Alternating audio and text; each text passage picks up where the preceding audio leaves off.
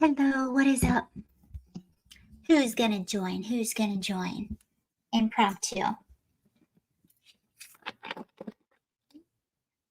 I'm asleep. I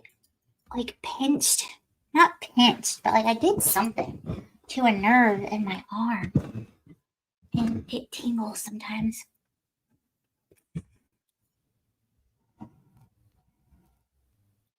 We'll do this.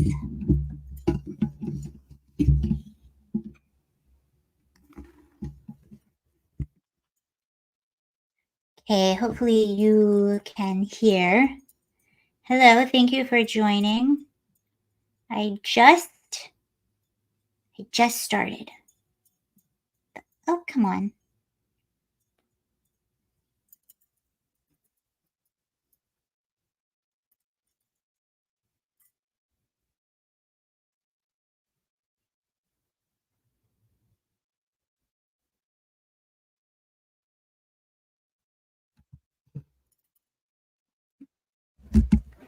Hello, thank you for joining, guys.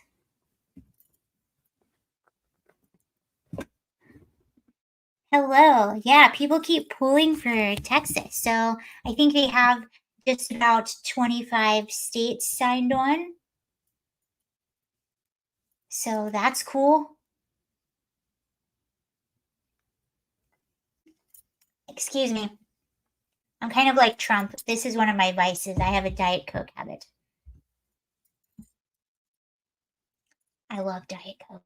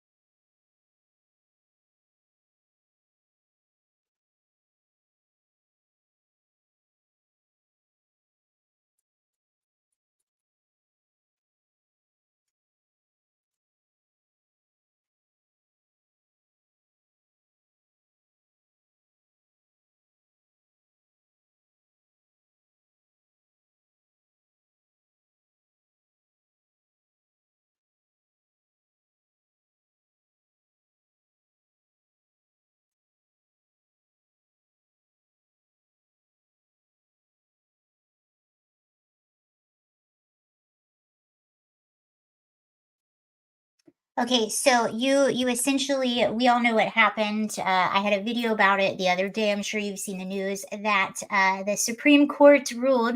Hi, Tom. How are you? The Supreme Court ruled that uh, Border Patrol does indeed have the right to go into Shelby Park and remove the Texas razor wire. And Greg Abbott got back at them and said, no, you are not allowed in. We're going to continue to protect our border and we're going to put up even more border wall.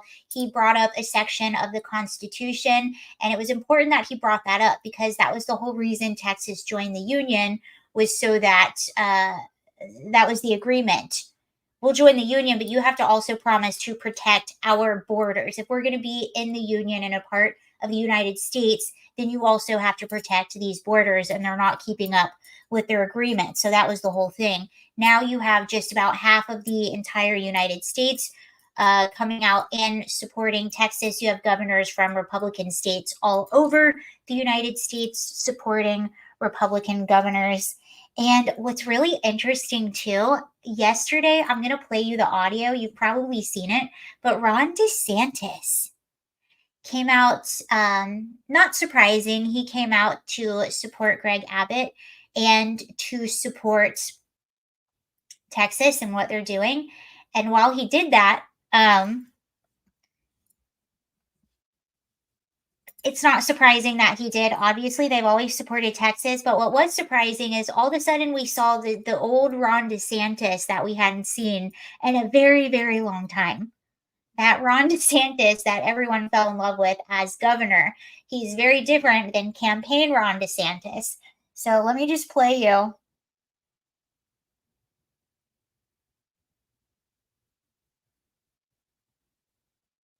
So this was a video that Ron DeSantis released and just showing his support for Texas. So listen to him. Applications from their border, they put wire, they put things. I'm just playing you the audio.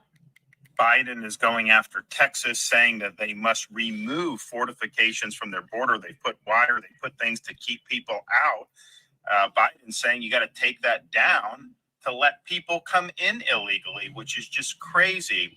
And I remarked that if the Constitution was originally understood to mean that a state could not protect itself against an invasion, that the federal government could force a state to allow an invasion, the Constitution would have never been ratified in the first place. Texas would have never joined the Union when it did. And if you look at Federalist 46, which Daniel Horowitz pointed out, James Madison talks about situations where federal encroachment can be mitigated by state action. So you have Texas here that's holding its ground. They have every right to fortify the border vis-a-vis an invasion, and that's Article 1, Section 10 of the Constitution.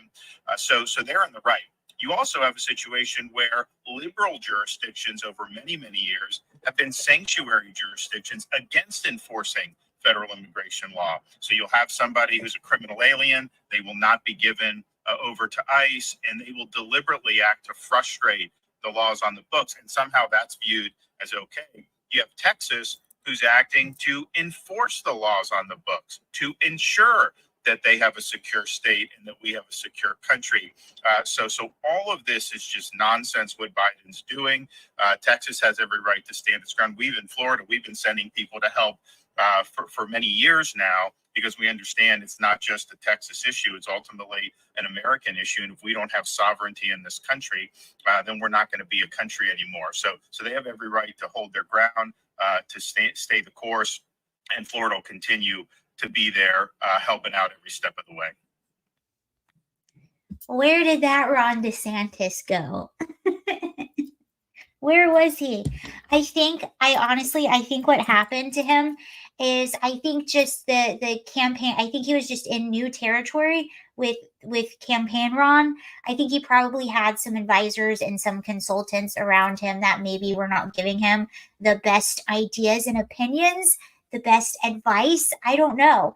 But I will say, if he stays this Ron DeSantis, this is who should be leading when he's campaigning. I will say, however, I was almost worried for a minute. I wondered if the impression that people had of campaign Ron during this run would have ruined his chances in 2028. I don't know. I think it might be better. I think it gives him a little bit of experience. He kind of put his foot in the water. So hopefully he learns from all of that. And campaign Ron, if he decides to run again in 2024, I want to see this Ron campaigning. This is the Ron that everybody loves, but it's good to see him back. It's nice to see all of the states come out and stand with Texas. I feel finally like we're seeing like some masculine energy come back up. I've been wondering where this masculine energy has been for some time now. It's coming back. So I like it. Someone said he got deep state advice during the campaign. I do think, now I'm not saying this is Ron's fault. I'm not blaming him. I'm not saying that he's down with the deep state, but I do think that he was the candidate that maybe, I think they wanted more of a Ron DeSantis or obviously a Nikki Haley than they did a Donald Trump. I think they would have taken a Ron DeSantis over a Donald Trump for sure.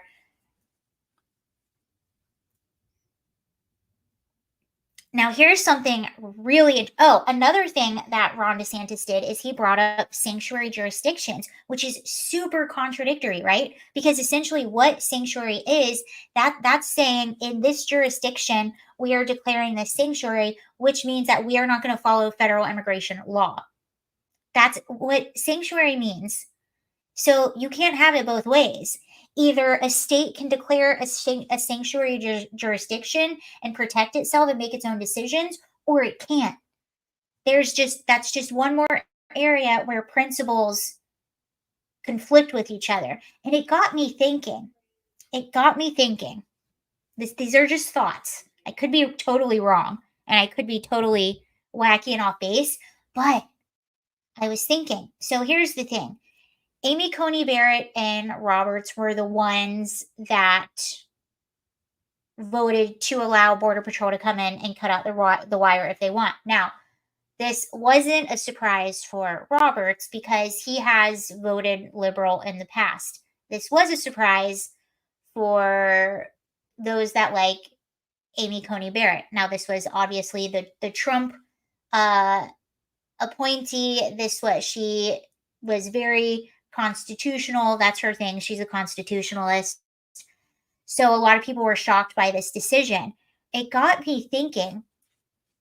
Well, I'm getting ahead of myself. The first thing was I wondered to myself, okay, I wonder what the opinion is. I wonder if there's something I'm missing. Is there a technicality? Because this isn't the end all. It's just saying that while this is in litigation, during that time, they can go in there and remove the razor wire if they want. So it just, so it's not the end all be all, but that's what I was thinking. Is there some sort of technicality or some legal language that I'm not aware of as to why she would make this decision? I wanted to see the opinion. A lot of times when the Supreme Court makes a decision like that, they will release an opinion telling you exactly why they came to that decision.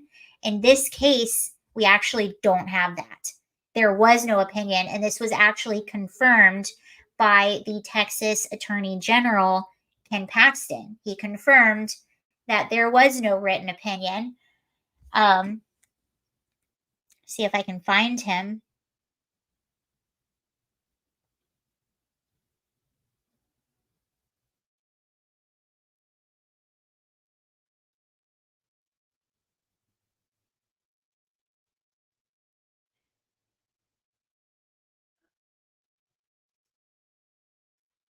Okay, while I'm pulling that up, thank you so much for the super chat. Ocam's Razor, am I saying that correctly? Ron is a MAGA robot if Trump gets a hold of him. He's a neocon if Turtle Mitch has him, though. Oh, that's funny. Thank you very much for the super chat. I don't know. I thought I had this audio. I don't think I do. But essentially, the Attorney General of Texas, Ken Paxton, did confirm that they never actually got an opinion, so they don't know why the Supreme Court came to this decision. So we don't know. We have no idea. But what I was thinking, I was thinking to myself, let's say that Amy Coney Barrett in her head is playing 4D chess in the end game, and she's playing the long game, and the end game maybe is to outlaw sanctuary jurisdictions. If that were what they were doing here, which I probably don't think is happening at all, but if that is what they were doing, then it would make sense because it's contradictory. If you're okay with the sanctuary jurisdiction, then you have to be okay with what Texas is doing. So, and that's essentially what Ron DeSantis was bringing up. Now here's some more things that are rather interesting. So I'm going to play you. And this is what people mean when they say things like, I didn't leave the Democratic Party. The Democratic Party left me. This is what they're talking about.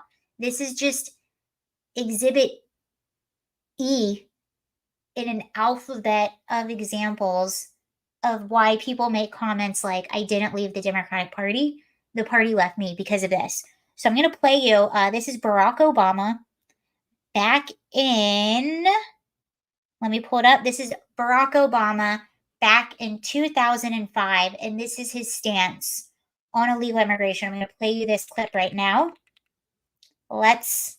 Here in the United States, but those who enter the country illegally and those who oppose and disrespect the rule of law, and they are showing disregard for those who are following the law. We simply cannot allow people to pour into the United States undetected, undocumented, unchecked, and circumventing the line of people who are waiting patiently, diligently, and lawfully to become immigrants in this country. We all agree on the need to better secure the border and to punish. Sounds like a right-wing extremist, doesn't he? And see, like the common sense immigration stance that many right-wing extremists have now were common sense immigration stance of Democrats back in the day. That's how all of them, even Chuck Schumer, felt about immigration. It's common sense that you don't have a country if you don't have a border. And it's funny now because if you have that stance, you're anti-immigrant. No, you're actually pro-immigrant because you want to protect the people that came here legally, and you want to encourage people to come here legally and go through that process.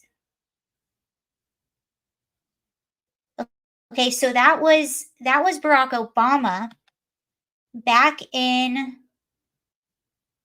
2005. And now we're going to go to 2007. This is Joe Biden. And what's interesting about this is Joe Biden and his opinion on sanctuary cities. So he's being questioned whether he thinks we should have sanctuary cities and if those are a good idea. This is his answer. Immigrants, and in fact, provide.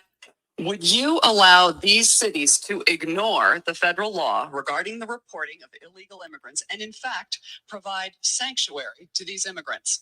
The reason the cities ignore the federal law is the fact that there is no funding at the federal level to provide for the kind of enforcement at the federal level you need.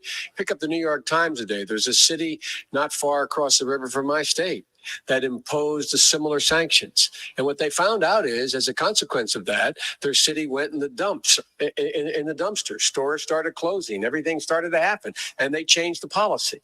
Part of the problem is you have to have a federal government that can enforce laws. This administration has been fundamentally derelict in not funding any of the requirements that are needed even to enforce the existing So, law. Senator Biden, yes or no, would you allow the cities to ignore the federal law? No. Okay. Wow. Would you allow? So that was the stance back in 2007. What changed? Okay, now I wanted to play that at that specific time. Hello from Salty Army. I wanted to play you at that specific time because this story, hold on, this story came out in the New York Post.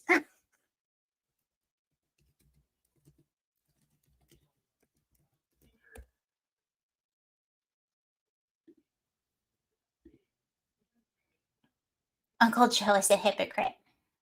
That was everybody's stance back in the day. And all of a sudden, Trump ran and had the same stance, so they had to go opposite.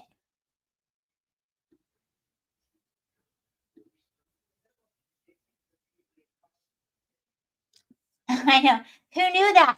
But it's funny, though, how he described these cities. That's exactly what's happening to a lot of these sanctuary cities right now. I'm trying to pull this up on my computer. That's being slow, so let me pull it up. Let me pull it up right here.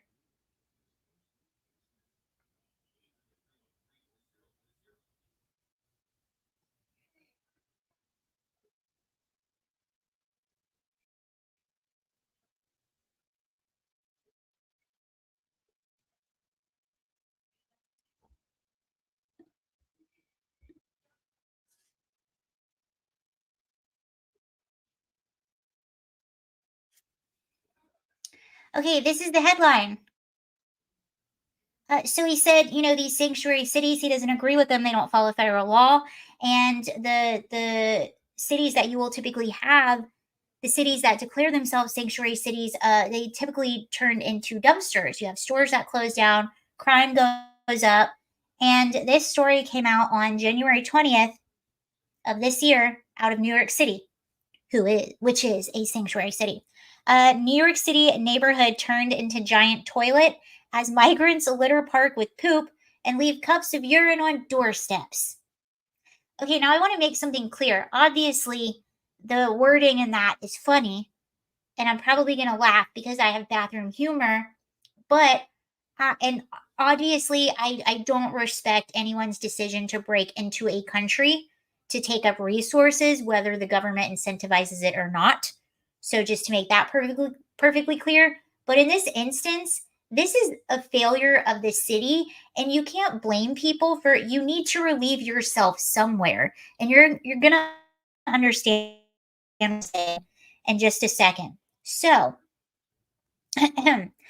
New York City neighborhood turned into giant toilet as migrants litter park with poop and leave cups of urine on doorsteps. Migrants outside an East Village intake center have been crappy neighbors. Since November, thousands of adult migrants have waited outside the former St. Bridget's School on East 7th Street and overflow into Tompkins Square Park to score a bed in the city's shelter system after their 30-day stay and 60-day stay limits expired. Yes, yuck. Happy Friday.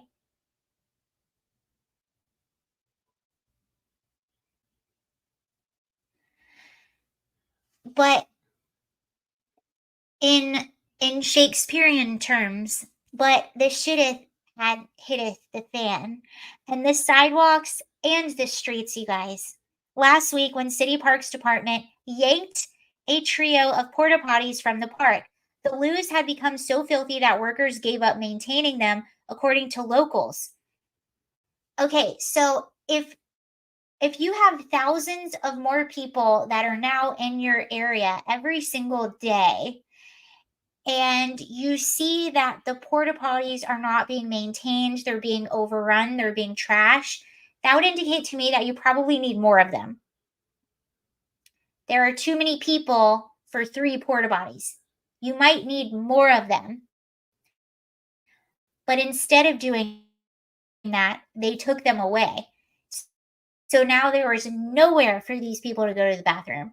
And you have people that are in line at this place for hours, days, some of them. Some of them sleep there overnight to get a spot in line.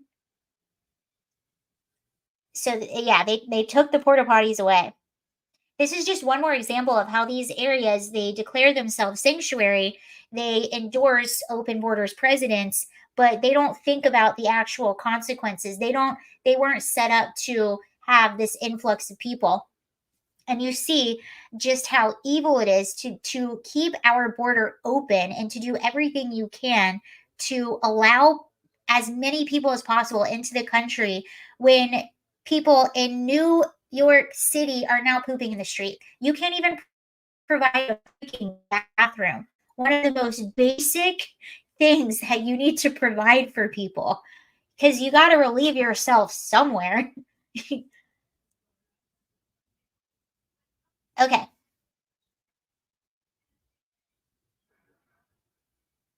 There was a cup of what I thought was somebody's discarded hot chocolate that turned out to not be hot chocolate, said a street cleaner. On warm days, it can smell like a toilet over here, and not a well-kept toilet. So the people in New York are literally festering in poo. In the past week, locals and volunteers said they spotted cups filled with urine around the park's entrance near the former school, along with human-sized poo in tree beds in between parked cars. Most of them want to pee in plastic cups rather than the ground, and they have them on people's doorsteps, he said a longtime resident, 64 years old, who spotted a dozen cups filled with urine. I mean, at least they're peeing in the cup, right? And not the ground. Would that be better? I don't know.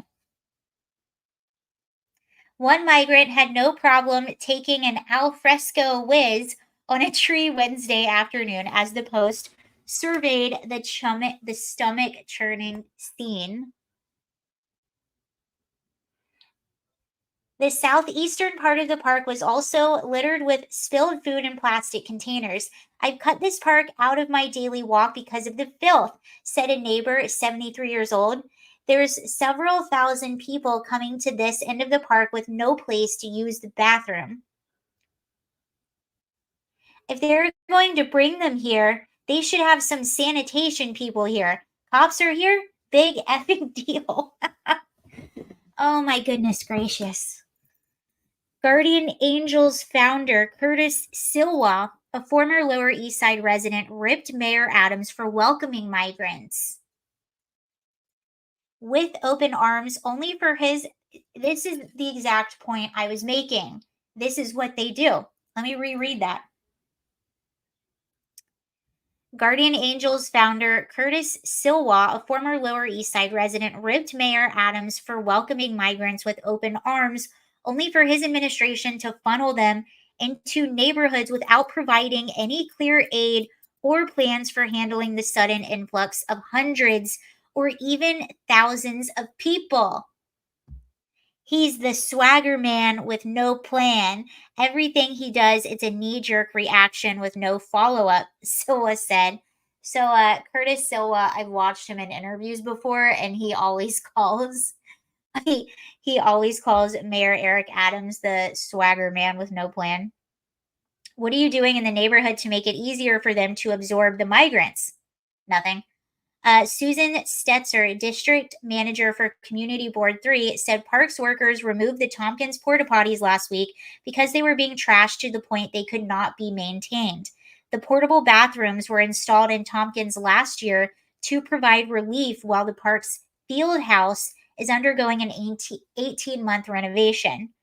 The bathrooms are an issue. We've tried to engage administration regarding this, but we have not as of this moment been successful, she said, adding that migrants continue to congregate outside in freezing temperature, and this is a humanitarian issue. Clearly, the migrants, mostly from West Africa and South America, who are among the more than 100,000 who's been in the city's care since spring 2022, said they've been blocked by intake center staff from using the bathroom in their building.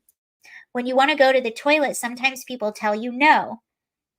A park spokesperson said porta potties are difficult to maintain and clean, but that a public restroom operated by the agency was available at McKinley Playground, roughly 7 minutes away. Well, okay, but even if it's 7 minutes away, the issue is a lot of those people, they don't want to leave the line. They don't want to walk that far, then they lose their place in line. Again, it's a failure because you're enticing people to this area. You're setting them up in situations where they feel like they have to wait hours in line, and then they don't want to leave because now they just waited hours for nothing. A spokesperson for the mayor's office said they were aware of complaints regarding a lack of showers and bathrooms, but added many migrants are choosing to line up when they don't have to. Okay, so it's actually really interesting that he said many migrants are choosing to line up when they don't have to. So ironically, it was actually a far left activist who had sort of a theory, and I'm not even saying I agree with it, but if that theory were true, it would make that comment really interesting.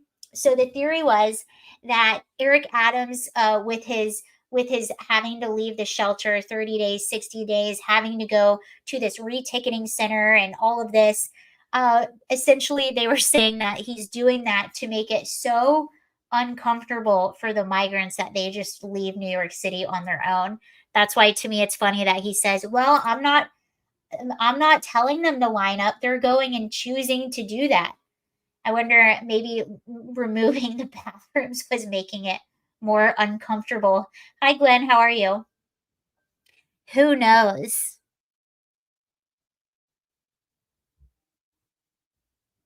But that theory to me is funny. And if it were true, they would make that statement that he gave quite a loaded statement. It would give it a different meaning. Chuck Schumer, immigration is wrong and simple. I wonder if I can find that speech. He also had a little speech a while back about how he felt about illegal immigration.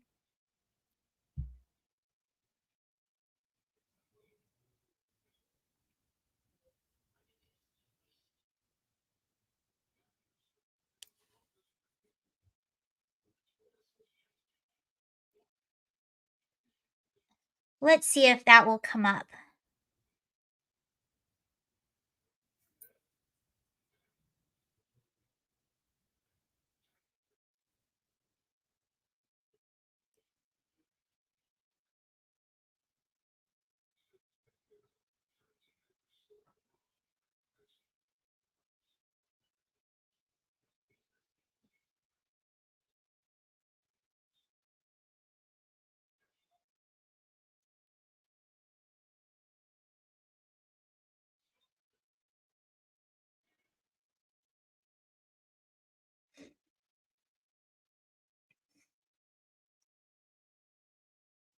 Here he is.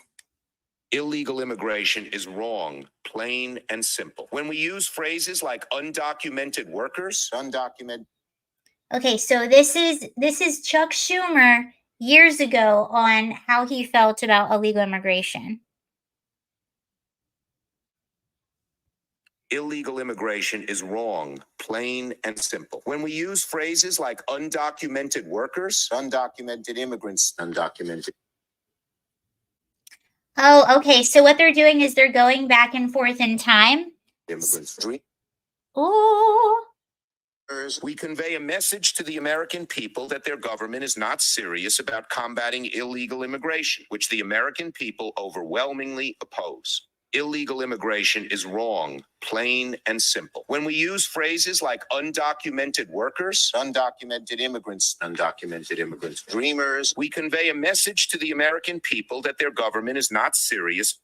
so what it did is it went back and forth from what he said in 2019 to now. So he actually took it even farther. He was saying that even using the term undocumented worker is a slap in the face for people that came here legally.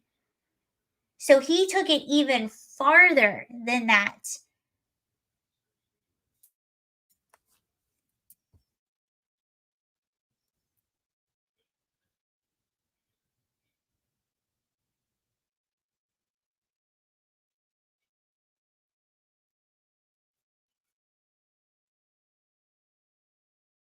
Okay, so speaking of Texas, here's a little bit of an update about what's happening on the border. This is from Allie Bradley. Texas moves in, takes control, and expands beyond Texas Shelby Park.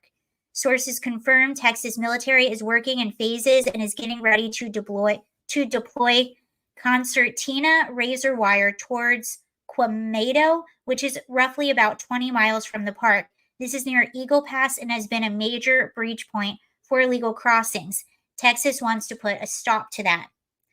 25 GOP governors announcing they stand in solidarity with Governor Abbott in Texas as the federal government puts pressure on the state to back off.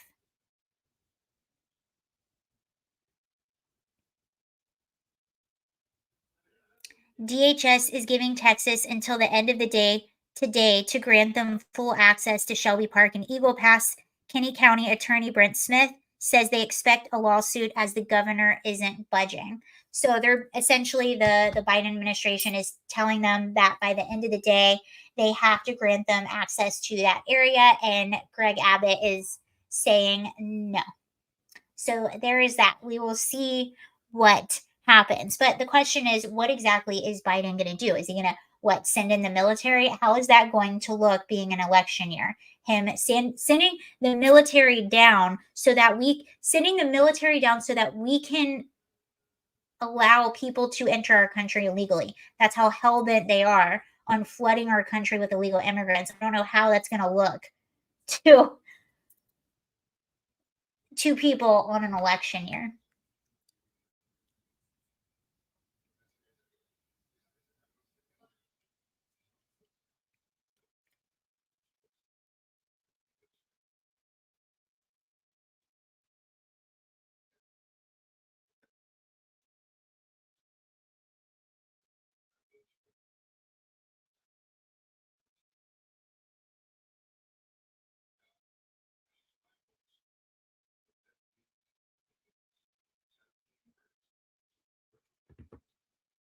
Okay, this is actually really interesting too. So this is a report by Border Hawk.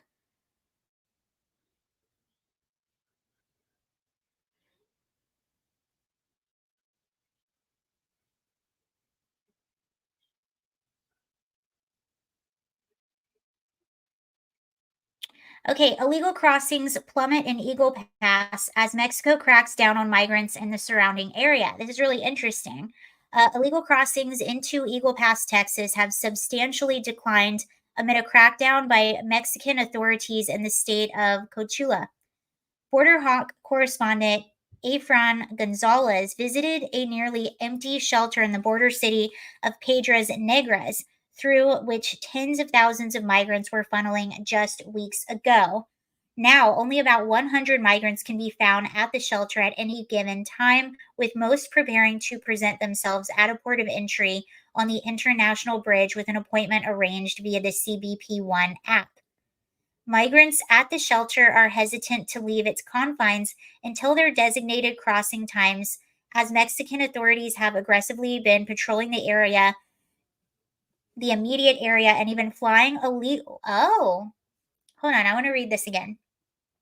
Migrants at this shelter are hesitant to leave its confines until their designated crossing times, as Mexican authorities have been aggressively patrolling the immediate area and even flying illegals back to the southern Mexico or their homelands, likely as a part of a deal struck by the Biden and AMLO administrations at the end of 2023.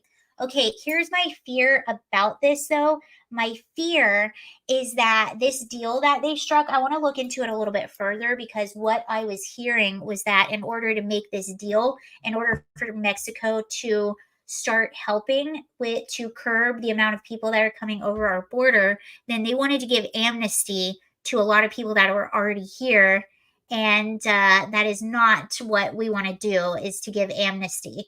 That's been the whole goal of the Biden administration. Tucker Carlson last night said that he estimated, and he got this from a study, so I'd have to look at it again, but they estimate that there's actually about 22 million illegal immigrants in our country in total. So that would be granting. Now, I don't know how much AMLO, that's the Mexican president, wanted Biden to give amnesty to, but that's not what we want, is to give amnesty to a bunch of people.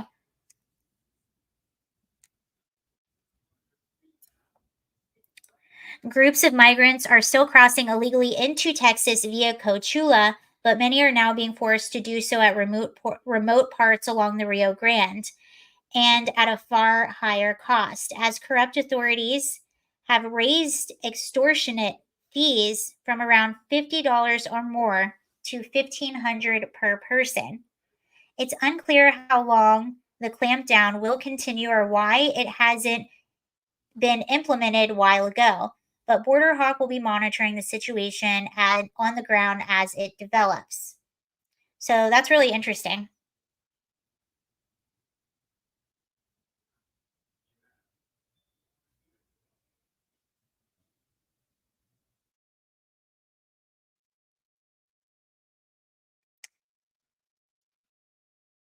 Greg Abbott says that he is prepared to have conflict with federal authorities.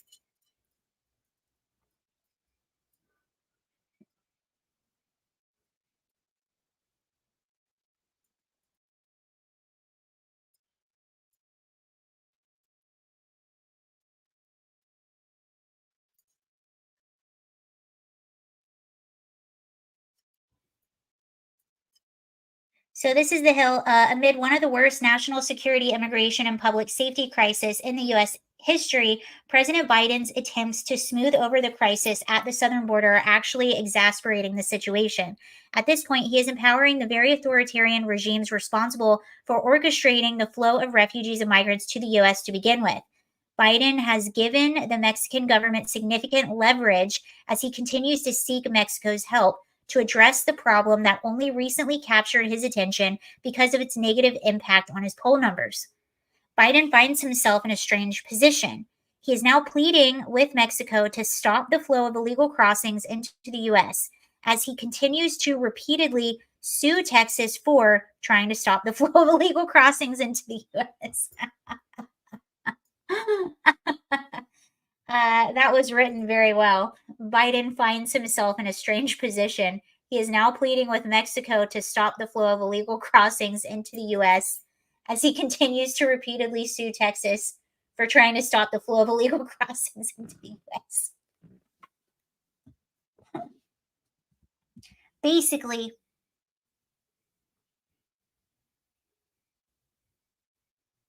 as the Biden administration carries on its attack against Texas, Mexican President AMLO knows he has the upper hand. Mexico controls the migrant flows from Tapachula along its border with Guatemala. to its northern border with the US. AMLO is using that as leverage to control Biden's policies. Biden, meanwhile, facing an all-time low 32% approval rating on his handling of the border crisis, is desperately counting on Mexico's cooperation to avoid the potential political consequences of his reckless border policies.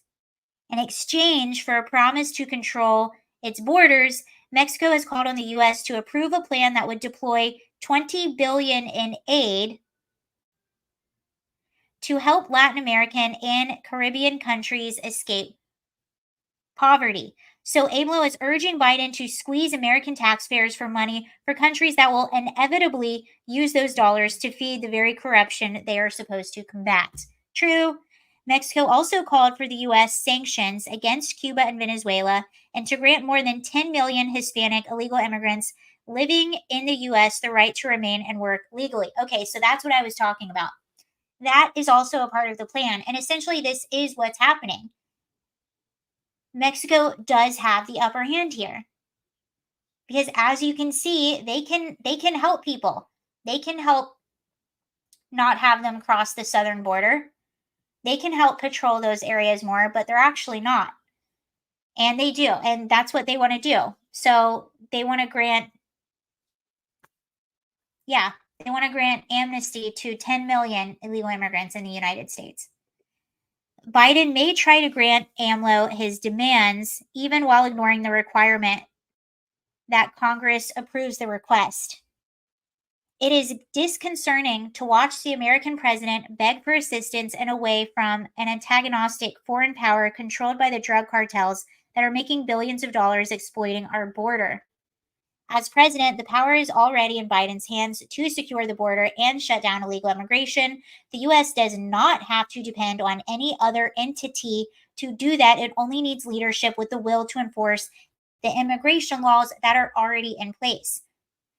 Regrettably, Biden lacks that will. He does not risk giving the impression that he is anti-immigrant, so he relies on a Mexican president with a hugs, no bullets approach to the criminal cartels that are currently profiting then more than ever under this administration and what we're allowing to have on our southern border. Yeah. So now you have the president of a pretty corrupt country who now has the upper hand in this negotiation because Biden needs his help. And I think that's sort of what a little bit of this is about. I think it's about optics. So he can try and make these deals with Mexico, try and get them to curb the amount of people that are coming over our border doing these little deals while also making him look like the tough guy to all the radical leftists saying, oh, look, I'm going after Texas.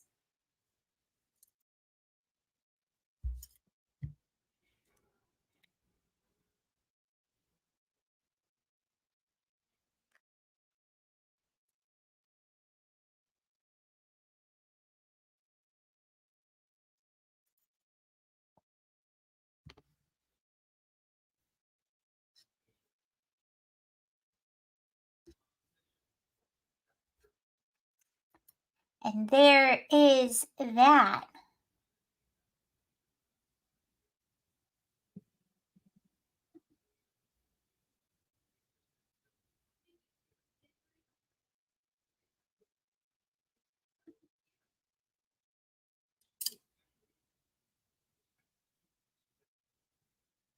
Biden could just do nothing and let Texas keep the barbed wire up.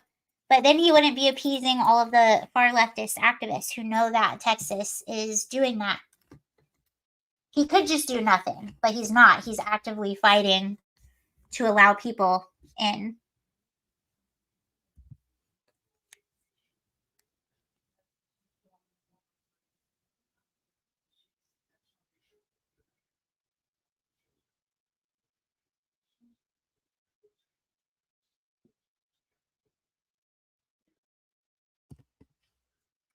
All right, you all. Well, that's everything I have for you today. Thank you so much for watching. We'll see you later. Have a lovely Friday night. MSNBC says that border security is now a form of segregation. OMG. Of course they did.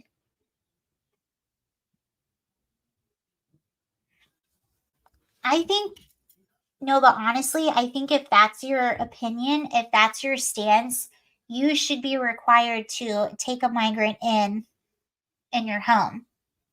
That's how I feel. I think you should be required to take one and house. I think you should house a migrant. Let's house the unhoused migrants. All right. Thank you, Royce. Thank you, Glenn. Thank you, Sir TDS. And you all have a lovely Friday and a lovely evening. I will see you later. Okay. Bye.